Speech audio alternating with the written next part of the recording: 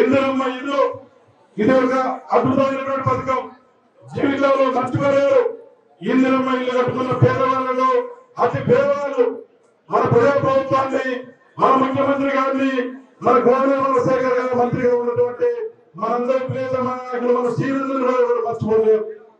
శ్రీరంగ మంచి వస్తున్నటువంటి శ్రీరంగ ఇవాళ పేదవాళ్లకు అండగా ఉండే శ్రీరంగ ఆపదలో ఉంటే నేనున్నానని చెప్పేసి మరి అండగా నిలబడే శ్రీరంగ ఇవాళ మన ప్రజా ప్రభుత్వంలో రేవంత్ రెడ్డి గారి సారథ్యంలో ఉమ్మడి ఖమ్మం జిల్లాలో తెలంగాణ రాష్ట్ర మరి గడ్డిల్లో ఉండేవాళ్ళు, రేపులలో ఉండేవాళ్ళు పేదవాళ్ళకి ఇందిరమ్మ ఇల్లు ఇవాళ మరి కట్టిస్తున్నటువంటి గొప్ప నాయకులు మన ప్రియతమ నాయకులు మన మంత్రివర్యులు పొంగులేటి శ్రీరన్న అని చెప్పేసి ఈ సందర్భాన్ని గుర్తు చేస్తా ఉన్నా.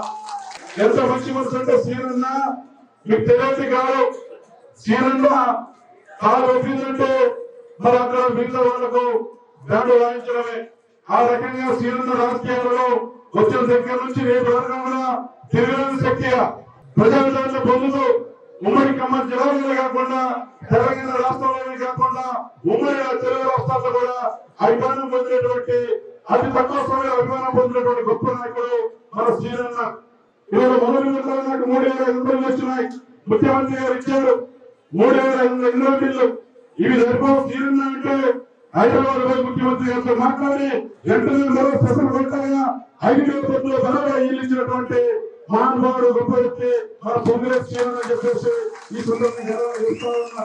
మన ప్రభుత్వంలో ముఖ్యమంత్రి గారి నాయకత్వంలో మన శ్రీరన్న సారథ్యంలో మీ ఎమ్మెల్యేగా నేను ప్రతి పేదవారికి ఎన్నో పిల్లలు కట్టిస్తా ఉంటే చాలా ఆనందంగా గర్వంగా ఫీల్ అవుతా ఉన్నా. ఇది మంచి రోజు. నా జీవితంలో ఇంతకంటే ఏం కావాలా? పేదవాళ్ళకి ఇల్లు ఇస్తా ఉన్నా. పేదవాళ్ళకి ఇల్లు ఎన్ని కావాలంటే అన్ని ఇవ్వడానికి మంచి మనసులో శ్రీరన్న పక్కన ఉన్నాడు. శ్రీరన్న పక్కన ఉన్నంత వరకు ఎవరు ఏం చేయాలని కూడా తెలియజేస్తా ఉన్నా.